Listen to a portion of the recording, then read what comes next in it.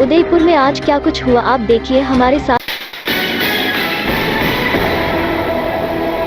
Corona positive रोगियों के शवदाह के लिए सरकार की तरफ से 5 क्विंटल लकड़ियों निःशुल्क दी जा रही है। ऐसे में परिजनों को यदि ज्यादा लकड़ियों की जरूरत होती है तो उन्हें 6 रुपये प्रति किलो के हिसाब से भुगतान करना होता है। परिजन इन लकड़ियों को सरकारी खाते में देने की मांग करते हैं तो गोदाम संचालक नहीं मानता। ऐसे में दोनों में झगड़ा हो जाता है। अंत में परिजनों को अतिरिक्त लकड़ियों का भुगतान करना ही पड़ता है। मामले में निगम ने अब तक इस संबंध में कोई सूचना भी जारी नहीं की है।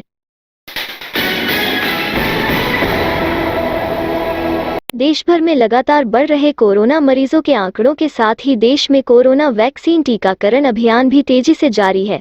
इसी क्रम में देश में युवाओं को भी वैक्सीन लगवाई जा रही है। शहर के शहरी प्राथमिक स्वास्थ्य केंद्र पर भी युवाओं को वैक्सीन लगाई जा रही है, लेकिन स्वास्थ्य केंद्रों पर कम भीड़ जुट रही है और शहर के एमबी हॉस्पिटल में वैक्सीन लगवाने को लेकर लोगों की कतारें देखी जा रही है, लेकिन टीके को लेकर युवाओं का जोश चरम पर है।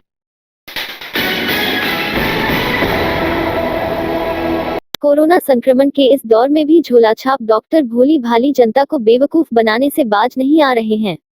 उदयपुर के झाड़ोल में ऐसा ही मामला सामने आया है, जहां मगवास गांव में 12वीं पास प्रदीप दत्ता फर्जी डॉक्टर बन ग्रामीणों का उपचार कर रहा था, जिसे मुखबिर की सूचना के बाद पुलिस ने गिरफ्तार कर लिया। नायब तहसीलदार सुरेश मेहता ने बताया कि झोलाछाप प्रदीप ने गांव की ही एक स्कूल में 10 बेड का अस्पताल बना रखा था, जहां नकली एक्सरे मशीन और उपकरणों की मदद से प्रदीप ग्रामीणों को इलाज के नाम पर बेवकूफ बनाता था। मेहता ने बताया कि कार्रवाई के दौरान भी प्रदीप के अस्पताल में 5 मरीज भर्ती थे, जिन्हें झाड़ोल सीएससी भेजा गया है। भर्ती मरीजों में कोरोना संक्रमण के लक्षण थे। ऐसे में उनकी अब कोरोना जांच करवाई जाएगी।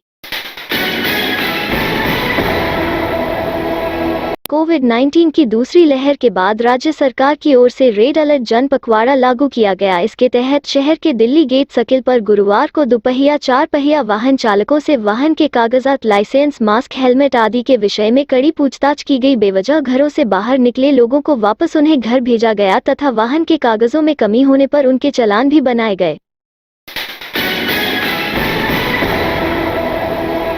कोरोना महामारी बढ़ने से प्रशासन अलर्ट हुआ तथा मंडी क्षेत्र में बेवजह वाहनों की आवाजाही रोकने के लिए प्रशासन में दिल्ली गेट की पुलिस कंट्रोल रूम के पास गुरुवार को सुबह वाहनों को वहीं रोक लिया। प्रशासन ने लोगों को मंडी में सामान लेने के लिए पैदल जाने की अपील की। वाहनों को दिल्ली गेट पर रोकने से यह क्षेत्र पार्किंग स्थल में तब्दील हो गया।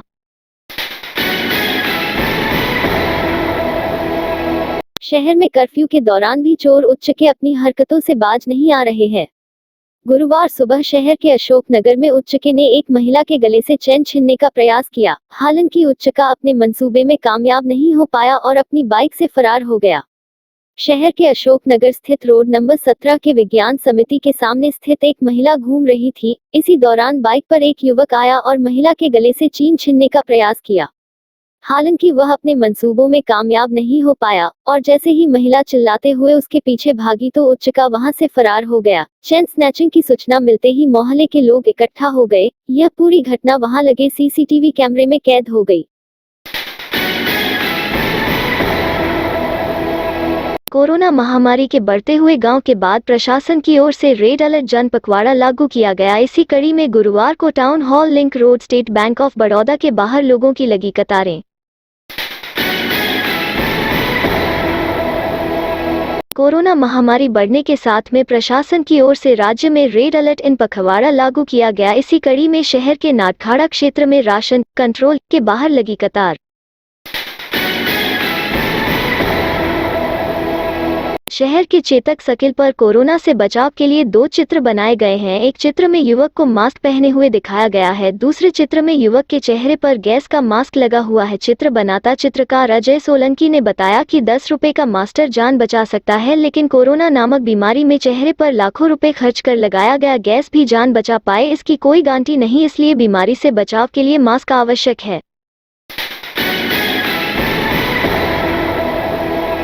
सामाजिक संस्था श्री महावीर युवा मंच संस्था, जैन जागृति सेंटर एवं भारतीय जैन संगठन ने कोरोना संक्रमित परिवारों तक शुद्ध सात्विक भोजन घर घर पहुंचाने का बीड़ा हाथ में लिया है।